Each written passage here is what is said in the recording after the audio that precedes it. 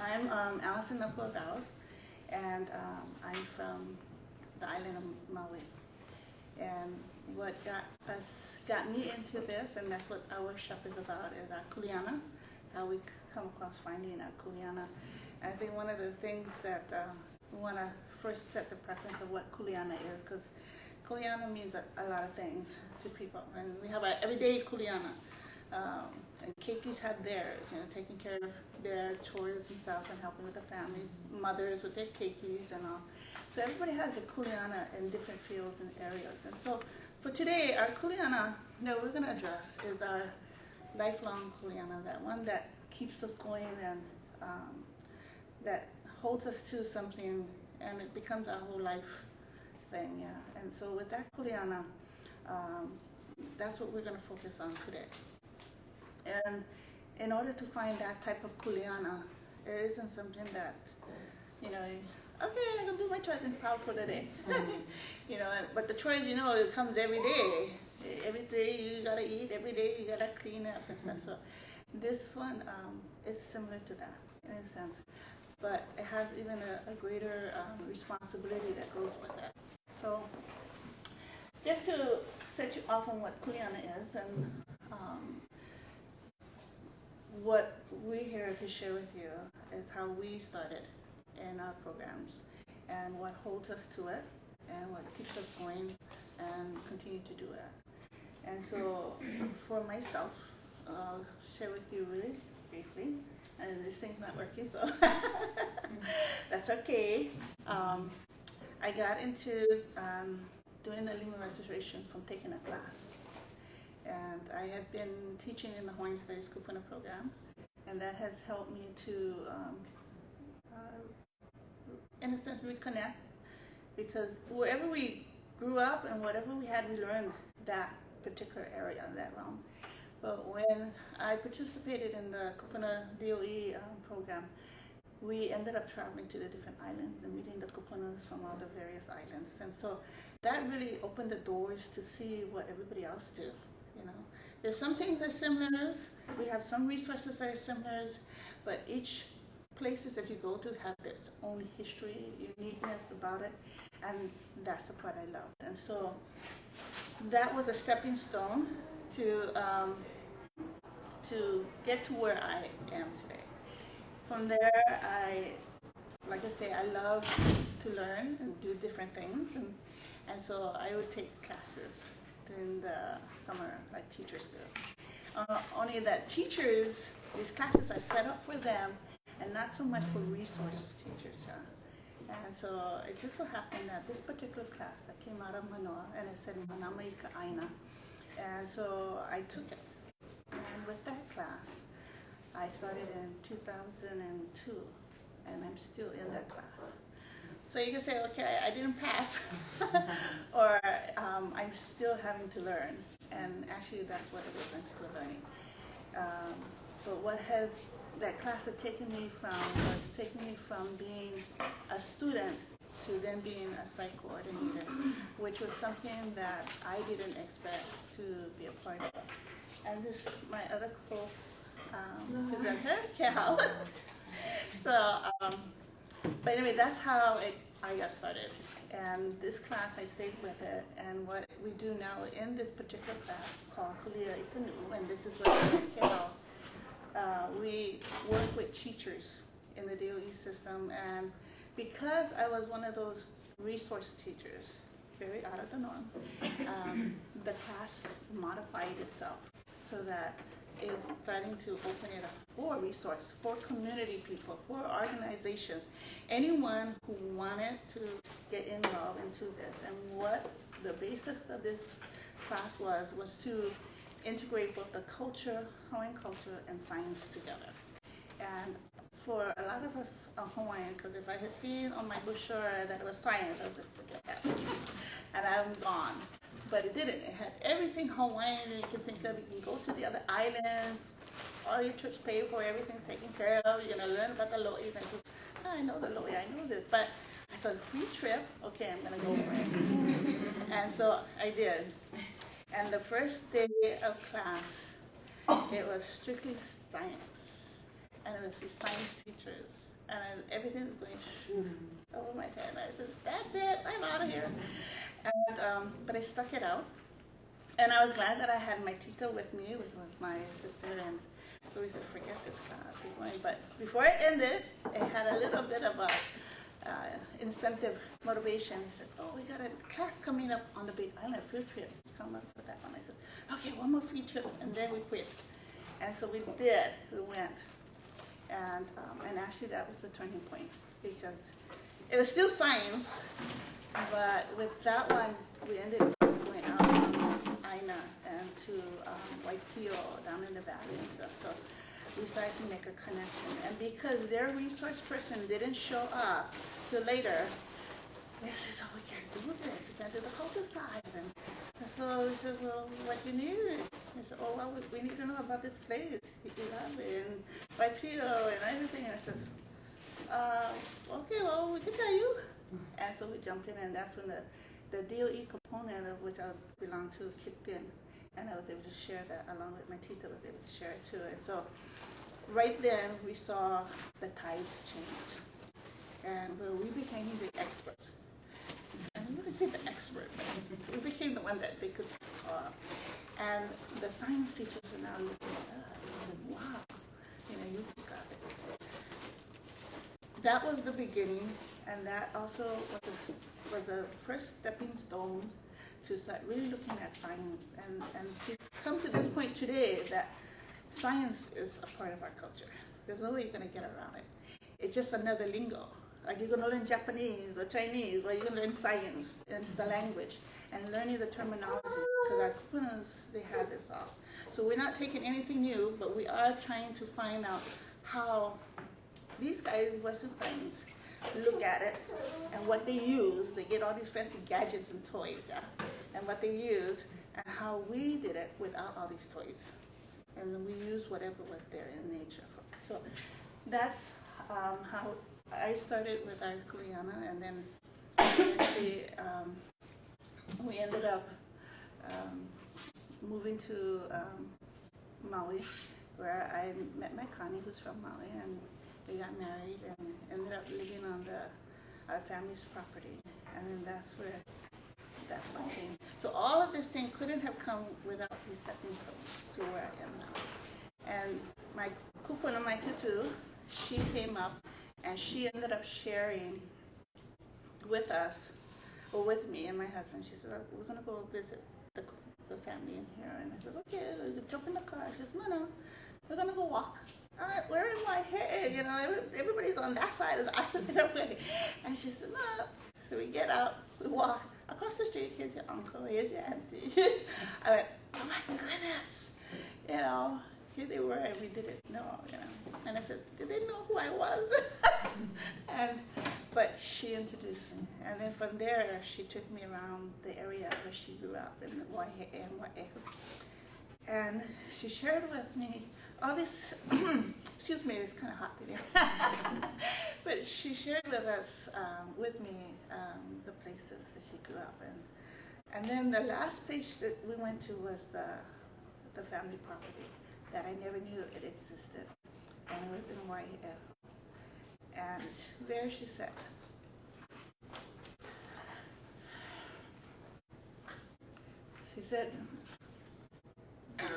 excuse me, I think I gotta get some limo. But she said, I want you to take care of this land.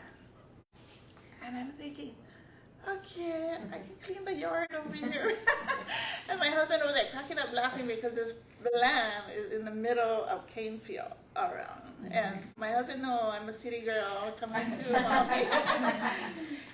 well, I wasn't cutting, you know, Winterside. It wasn't that city, but it was city. And he knew that our Ohana up here, we get a lot of those heebie-jeebie stories and stuff. So I said, ain't no way I'm going to stay over here in the boonies. I said, you marry a city girl and not go in the boonies. But that was the beginning. And eventually I come to love the place. And so that was the Kuleana. But little did I know at that time that the Kuleana will encompass everything that I'm doing now. And so I asked myself now, I says, what did Grandma really mean when she said take care of this land? later on, she shared with me the Kuleana that was given to her by her tutu, Connie, and he told her, because she was the only one of the children at that time and fortunate to go to school, he had told her, use your education to help your people. And that was her Kuleana that he gave her. And I looked at that today and I said, well, gee, now I got a double whammy, you know? She gave me one and she had one that it just continued to progress and grow. And so that's where the Kuleana, which we speak of today, comes from. And so the places that we will share with you and how we end up doing what we're doing is because of that Kuleana. We don't know how it's gonna, fan out, what's gonna happen. I love the ocean. My dad's side of the family, I was strong in doing his thing, and that side pulls the ocean side. Yeah. My mom's side pulls the land side, but they both knew the ocean as well. So it's kind of interesting that today, and I'm really going through my whole thing now, so she's gonna have to do it all by herself. So it ended up that we're at the ocean now, and we've been doing it since 2004. And we're working out upstream, and we're collecting data on the stream life and water quality and using our keiki. So this is where we come in with the program part. The kids and everything who participate in the Wahine restoration. We started off down by the shoreline, and now we're working upstream. One of the main focus that Wahine restoration works on is that we're not looking for numbers. We're not looking at bringing in a lot of people from all over the place. Our focus is working within our community. That's our focus. And it's working with our keikis. So the keikis that come down, most of them are the keikis that I teach in the school. So I was at Lee High School, I was at Wahine School, and so it's those keikis that come down. And the DOE, you can't take them down to the ocean, especially at elementary. So this program is only on the weekends, Saturdays, and weekdays after school on Wednesday. And the kids got to come on their own. And so they come, and like I say, it's only a few bands of them that come. But they get the information in school, and then it's like an assessment. When we get out there, they come with me. Okay, now you can tell me about this because you already had it. So then they're able to share it, and I can see what they're understanding and learning. And then they're implementing it, everything that they learn, right into the community. So now they get to see this different, perspective of taking learning and actually implementing it right there. And they learn about the area, the history. They even find out about their families. And some families were, the dad had never taught his children to snorkel, dive, and everything, fishing. And when she decided to come with me, he came with her, and he said, I'm embarrassed because I didn't even teach my own daughter how to do this thing. And he comes from a fishing family on both sides of his family. And I said, that's okay. We're starting now. And I'm giving you one shot. But the best thing and the rewards that comes from working with a few is that they become your leaders, and that's what I'm looking for. That you're giving the ownership back to our families in the community. And so these are some of the things, the programs we're doing. And like I said, this one particular family, they just had a reunion, and they shared what they did with the family, and now their extended family is participating, and they're taking care of the area where we're working on. That's their family area too. So it has a strong connection to them. So for one student, we have 5 in the family, extended family, which is the larger community, and they malama this whole area. One of our slides shows the Bay Area, and that's the Bay Area where the family used to take care of before, and now it's come back into their hands again, in a way. Another big reward, yes, this is Bay that they call it. This is where I started on the tip there, working the program with this particular family, and then catching a little further in from the Bay, and that's where their family house is, and that whole area used to be cared for by their great-great-grandfather. And so there's a little bit of things going on over there. Keep us all on, I told you. But one of the other big highlights for us that that I just learned about a couple of days ago is that last year Maui was able to win the water case and got water put back in our Wahine stream. And just 2 days ago, we got word that water was put back in our EL stream that has been dried for years. And so water got put back there and in Waikapu. So that's a big achievement for our area and the things that we're doing. So, I just want to say mahalo. And these are some of the programs we're doing with the kids. We did different methods of replanting. We have connection network with others on the different islands. So this one here is in Kauai, actually, and they did it with the cage. And they see growth because the students come down with their parents on the weekends, and they actually go out and they plant, and then they harvest. So they actually take back, and because she's a school teacher, a classroom teacher, she's able to teach everything in the classroom. And then on Saturdays, they got to come on their own. So it's not DOE thing, because they don't want all that red tape. And the kids and the parents will come, and then they'll check. They take ownership of the cage. And this is one of the activities you do with the kids, and this particular one we have families again. This is a young mother and her son next to it, that's hiding behind her, and her sister. And then on the other side is another family, and there's, again, one child and another sibling, the mother, the father, and the grandparents, and it just spread. So this is what we're working with in our program to help keep the program continually going. So, Can I ask where on Kauai that was? Kauai is Anahola. Yeah. And we're actually hooking up with another person from Kauai to do that, yeah. So, but anyway, this is the program that we are doing, and I'm going to turn the time over to Kehao, and hopefully, kind of stay on tune with us. As you can see, we have some limu that we brought in that we want you to kind of, how many of you got cell phones? Okay, text, because then I want you to feed back your answers and tell me what limu are there, and what limu you know, and how many of you actually go out and still gather and eat it and prepare it. This is her tutu. Sorry, we had it a certain way and we just changed it, so that's her tutu. This is my tutu. Passed on her Kuleana to her. Passed on, and this is our Waihe, the view of Waihe. Wai'ehu is from the tip on up, and that's Wai'ehu side. So this is our okay. I would say I'll open for question, but I'd rather we just wait until we both share our things. And like I said, Kehao, we're trying to overlap the same things, so you can see how we're parallel in our things. But one of the areas that Kehao is going to be sharing with you, she shows places, yeah. And so I want to emphasize that of our connection to the place. So. Sorry, our clicker's not working. So. Oh. Yeah. See, so plan B. Yeah. We're just being flexible. So can you click for me? Yeah. Okay. They're using the arrow. So aloha, kihalani, kupihea. So my maiden name is Suza, married kupihea. But kupihea ohana is also my ohana. My ohana is David Malo ohana, paea ohana. And then my husband's is also kupihea, but it's like 7 generations.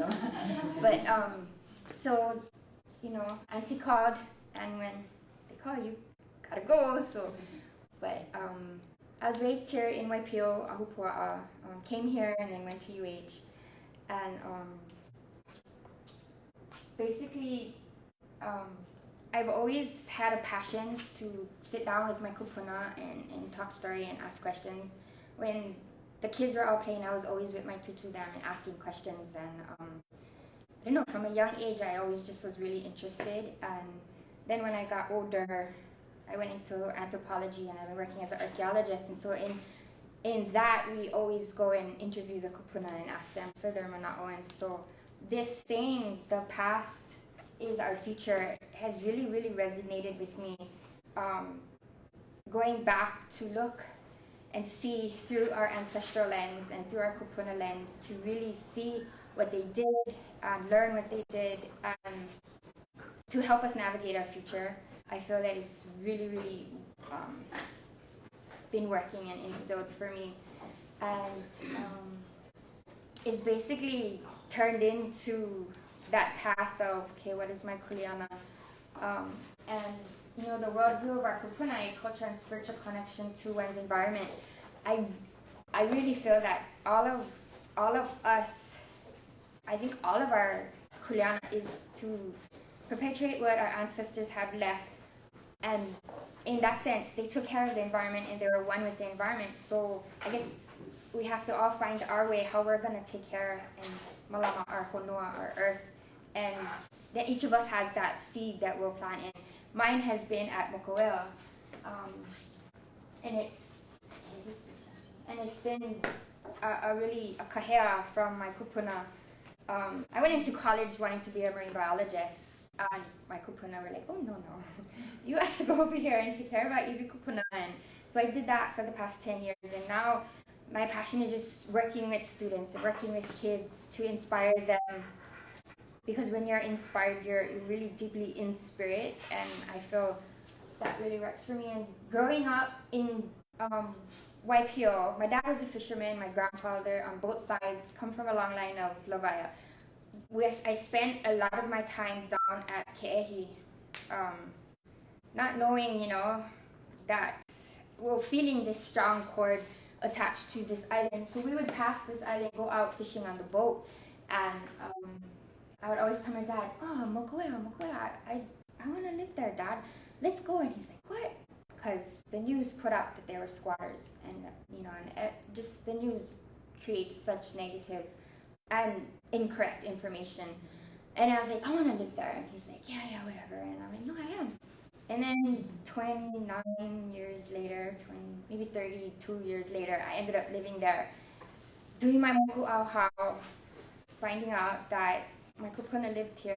My kupuna had, in the mahele, had one of the fish ponds. And so, next slide. So, for you that don't know where Mokoea is, it's in the ahupua'a of Kalihi. So, this is Kalihi from Moka to Makai. And so Mokoea is right here. Sorry. Oh. Mokoea is right here. And usually we'll get into canoes and paddle over, but this is where my dad's boat was, and so I've spent a lot of time out here in Ke'ehi. You can switch to all the other ones. It's a free time, yeah. So I ended up doing research. I ended up doing research because our families now on Mokoea have 64 lease. We're a nonprofit. We have it's called Mokoea Fishermen Association. And it was started in the 70s by John Kelly, Save Our Surf. So, and his wife, Miriam Kelly, awesome anthropologist. Started doing research, found a lot of old maps, old pictures, interviewed a bunch of kupuna. So this is 1941. This is actually, you can see up here, I wish I had a pointer. This was Mokoea. This is an old picture before it got devastated and dredged out, and the whole cultural landscape has changed. So another thing is we need to perpetuate our stories. We need our land. We need our aina, and so we still have a little piece left. So that's really good. But you can see, take a picture of this in your head, because you go to Ke'ehi and it doesn't look like this, and I have old pictures. But the sad thing right here, that's Moku'eo. That is the reef runway. Kalakaua had his house there, and their Akupuna were buried there. So you know, the reef runway is over it right now. Back then they didn't have strong laws to protect our kupuna. Right now it still needs to be even protected even more.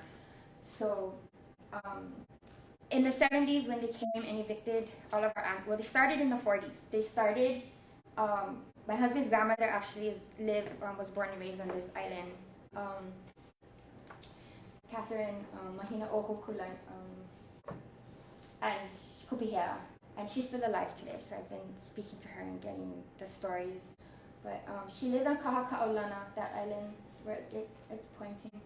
But the whole thing about this is that our ancestors have mo'olelo about this. You know, they memorized it.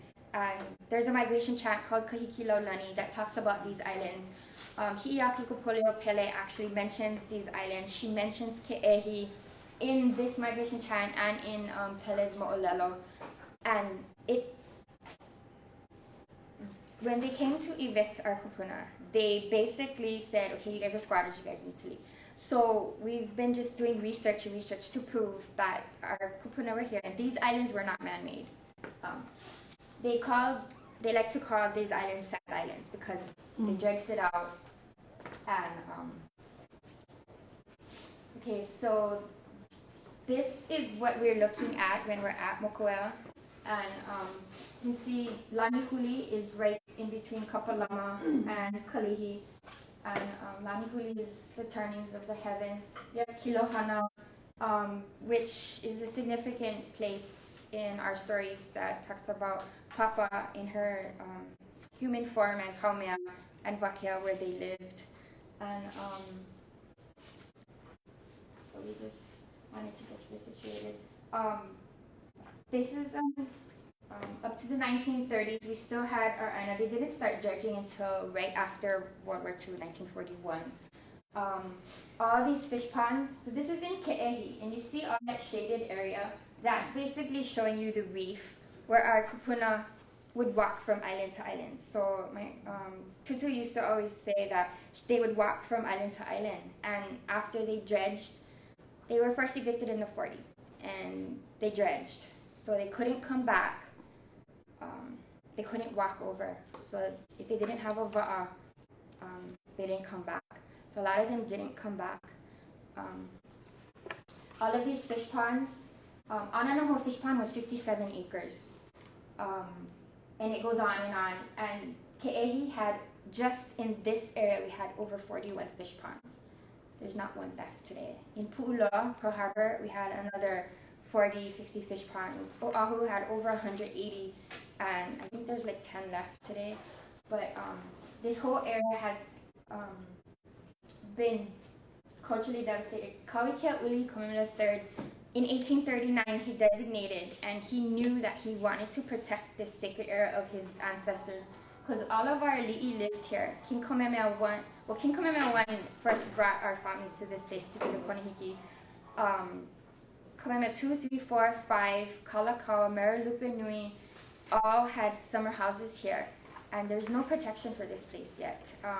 We have buildings that are being protected.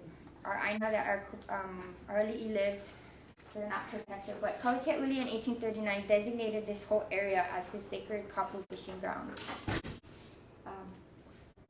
I have to rush through this. Usually it takes an hour for both of our presentations. 1920, you can see that's Ananoho Fish Pond right there. And this is in Ke'ehi. Ke'ehi translates means to tread upon. So our kupuna knew that they named this area. You know, lots of times our kupuna hold our clues to the cultural landscape in our names, in our place names, in our mo'olelo. And after they dredged everything, you couldn't walk from island to island. This is what they did. They started in the late 1800s, but all within the dotted lines got dredged out. So that's Mokueo, the reef runway, Kahakaolana, Mokoea. There's just 14 acres, a little triangle left, and all these fish ponds are all filled in. This is when they started dredging. This is Kahakaolana, and that's Mokoea, and that's Mauliola or Mokua Kulikuli, but they call it Sand Island now. So when we bring the kids over, we try to bring back the traditional names, to bring back the mana and help them to see through our ancestral lens. Yeah. So on that island, Kahakaolana, that translates into the floating oracle. So that's where all of our kilo hoku lived. Our kilo is to look out, hoku is stars. They were the konehiki of the area. This is mine and my husband's tutu. David Malo Kupihea is a cousin of David Malo, and he actually was the Konihiki for this area. In his stories, he wrote a lot and kept a lot of our ike. He talks about the navigational gourd. So this is an art piece actually that my husband did for his master's thesis. So you see that hanging in the back, that's the Ipu Ho'okele Wa'a. This island that our kupuna lived on took care, and they malamat these Ipu Ho'okele Wa'a were the navigational gourds.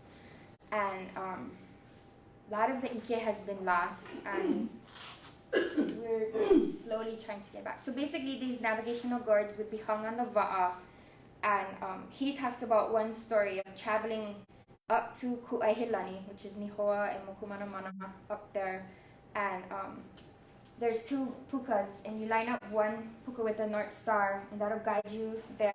And then at night, the reflection from the stars, there's water in this Ipu Ho'okelewa, this Ipu, and it reflects the stars. And so you know where you're going. And you know from the star behind you that you marked that you're going in that straight line. And then that would just take you right back home.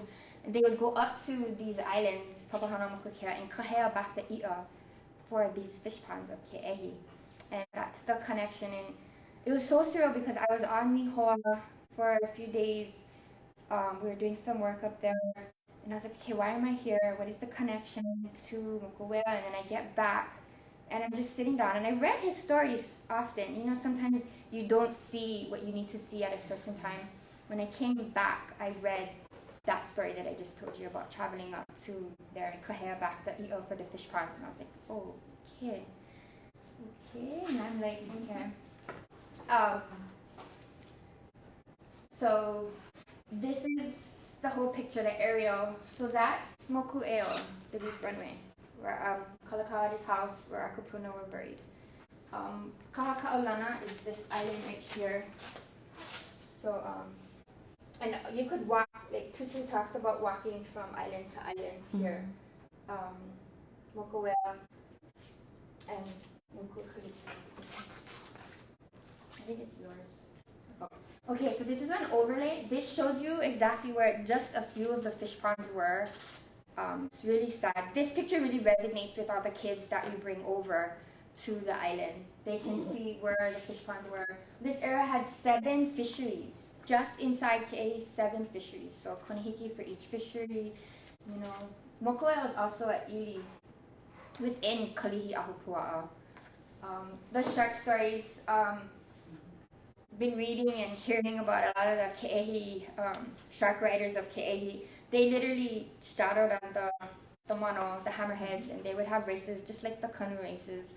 So the kids also love to really hear about this too as well.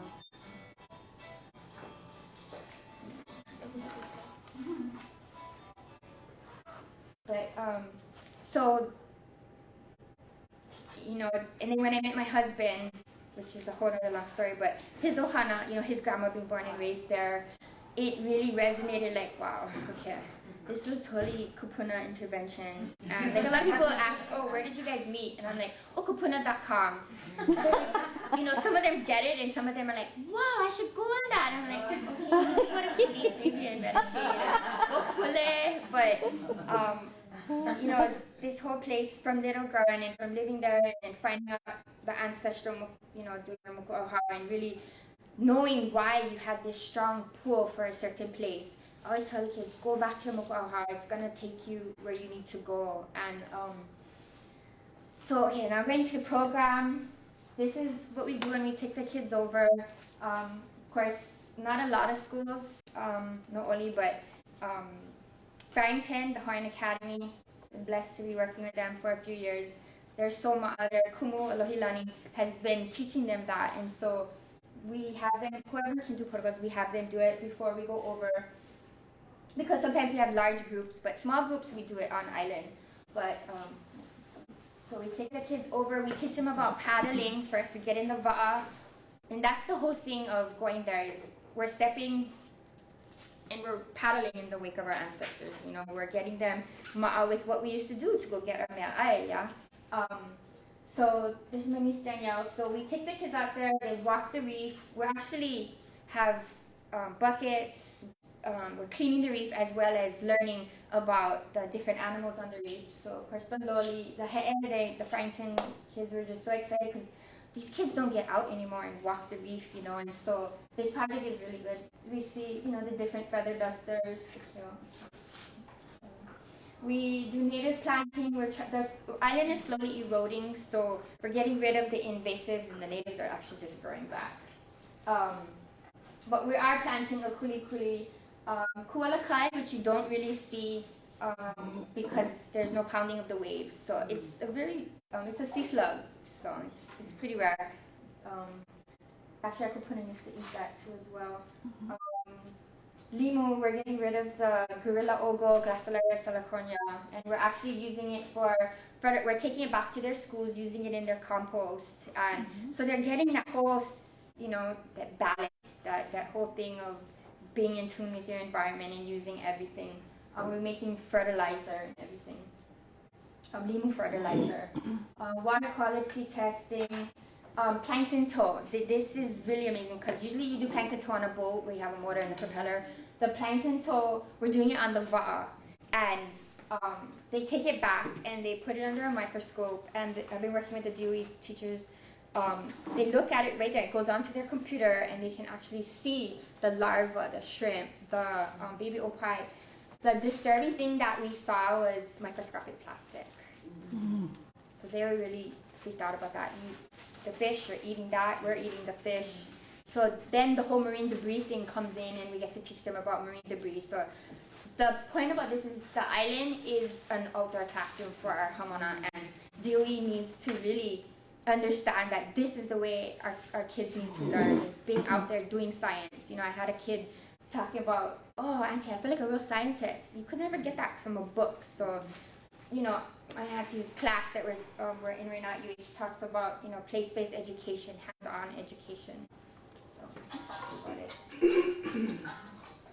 Okay. Oh, yeah.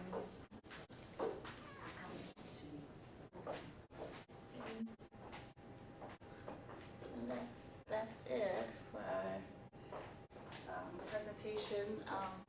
And what we have here for you is some samples of the, some variety of chili, some from Maui and some from here.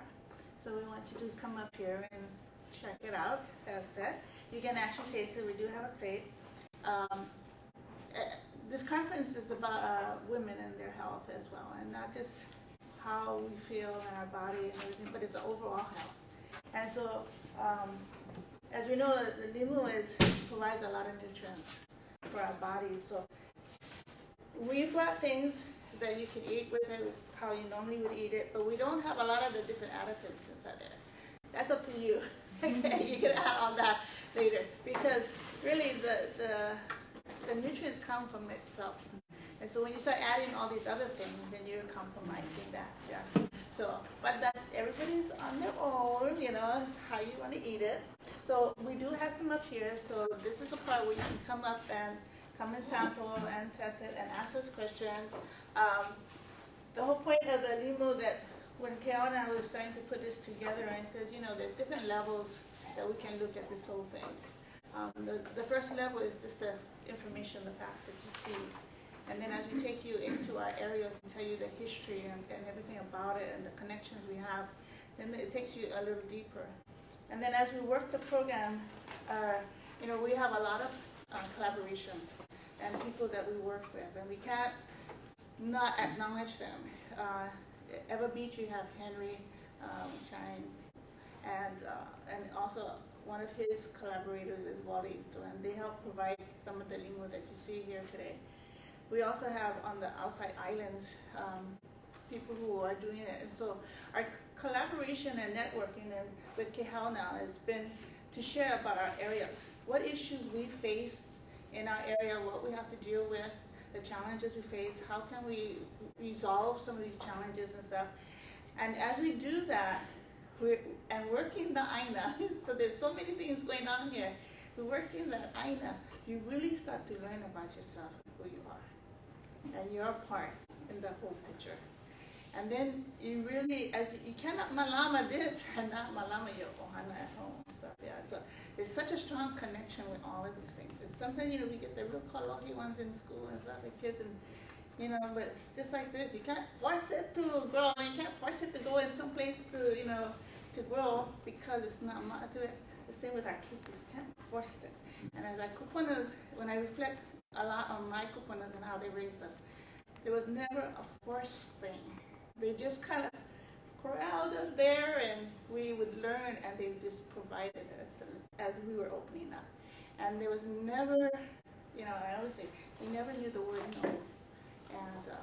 And I says, how they ever got around that, I keep pondering it in my mind. And a lot of it is they always redirected our energy.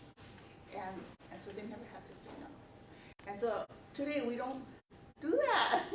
A lot is no, and the first language they learn is no. So, you know, these are some of the things that we have to change within ourselves too. But the Aina teaches us, and is one of our main teachers for us, and of course our kupunas who led us to it and help open the doors for us.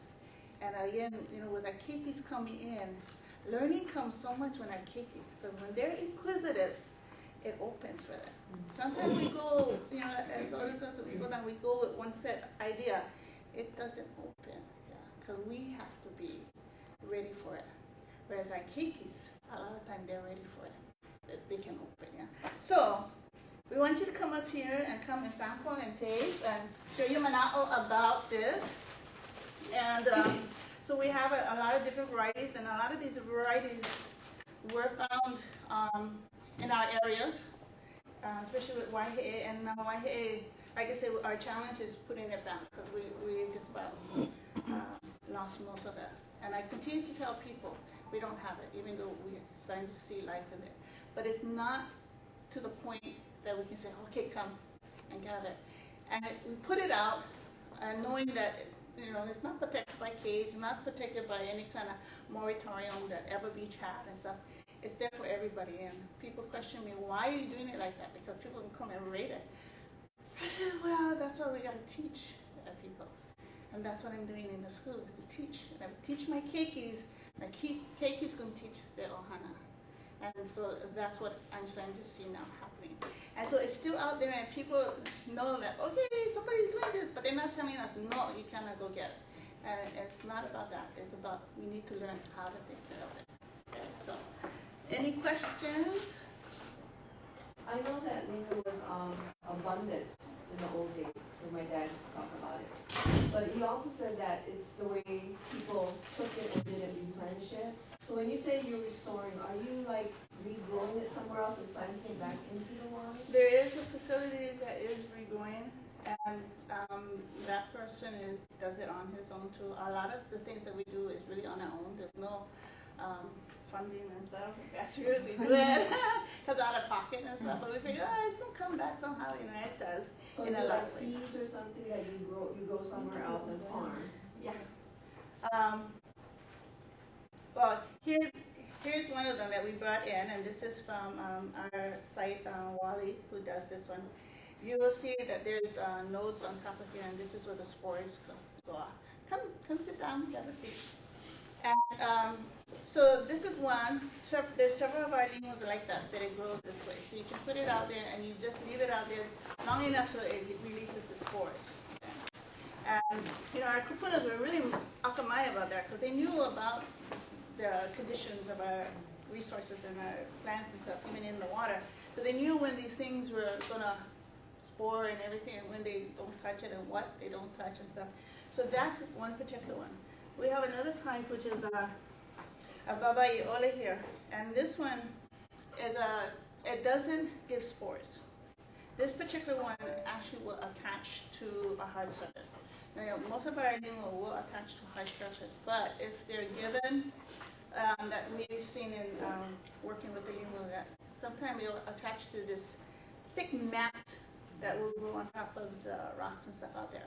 And it'll hold on to that seed, and it'll start growing there too, or even fragments of limo, and it'll start growing. So those are different ways that our limo will grow. Okay. So, and so what you saw out there, we did it by layers, and we put that out. We did it by putting it in a cage, and even in the cage, we put it in a mesh bag because they wanted to harvest it, yeah. So sometimes with the surge of the wave, it breaks up that limo, so that you might not get the full amount. So this way, by keeping it contained, it could still grow in its environment, not attached to anything, but it's still growing. And they could see how much it would grow. Within a month, they could go back and harvest, and it's about 4 times that amount that it grew. So lima grows pretty fast if it's in the right conditions. Any other questions? Sorry. I wanted to know, you said you don't get too much support from DOE. Do you have to approach like the school or DOE as the main office to propose your ideas, to work with the kids, or is it something you have to work with the science? I mean, I know there's always a roadblock, and they have certain programs. So, I mean, I can see that you want to teach the KP. So, how else are you going to do it? You know? Well, like I say, we did a lot of this just on our own doing it, and so. As parents, can we help you? Or as the community, go to our neighborhood board and say, hey, I think you guys need to consider these programs that will introduce our kids to this kind of, Well, we are. So, like for me, because I'm in the school already in the DOE, so I can push it out that way, and I try to get my teachers involved and stuff. Sometimes they do. There's some that will pick up and they understand it and they can see it. Yeah, how easy it is to teach the things that they have to meet. Yeah, and then there's some that they're so they gotta stay here because this is how it is. This is how their grade level has to do it. So it's like that. Yes, it'd be nice if we can get it from the support from our principal on that level, because once that principal takes hold and shoots it out, then everybody has to go with it. And that's great too, and that's an awesome way of working it up as well, or even going up to the next level. So do we tell them to call you? No. For Oahu, yeah, they can definitely call me. For me, it's been the teachers that have come on community work days who are just ma'a and they're thinking outside the box and they know and see how this will work. I've been coming to the teacher, and then the teachers will handle all the drama that they have to handle with the DOE fix, and they'll jump through the hoops that they need to jump through. But a lot of schools, I'll talk to a teacher and they're like, yeah, I want to come, but I'm just so confined to this rubrics and confined to teaching this, so that depends. Hard. Yeah. Yeah, just for community, I come from Haula and we have our association, and right now we just in June we have this Ocean Fest down at Turtle Bay, and so we're trying to educate our keiki, and the time frame that we're using, which is non-conflictive to DOE, is looking towards the intercession so that we can start this. Of course, we just had our event in June, so it's still in a planning process, but we tend to teach them so that, because to avoid the DOE rigmarole. Yeah. So as a community, you can do, start somewhere, and hopefully it'll catch on. well, a lot of it stems from the community. Yeah. The community wants it, and the way some of these programs in the school, it's really, if the community really understood how much they have input in it, they can really make things go for the school and get the support. Yeah. So a lot of but because we've been in there and we just go in or go however, we learn as we go along and find different ways. I mean, rather than wait for this one to go, we go the other way. So, I mean, it's like the water comes flowing down, it's gonna go, so you just better direct it somewhere. So that's kind of how we move with this. So, like I say, come up. You can come and help yourself.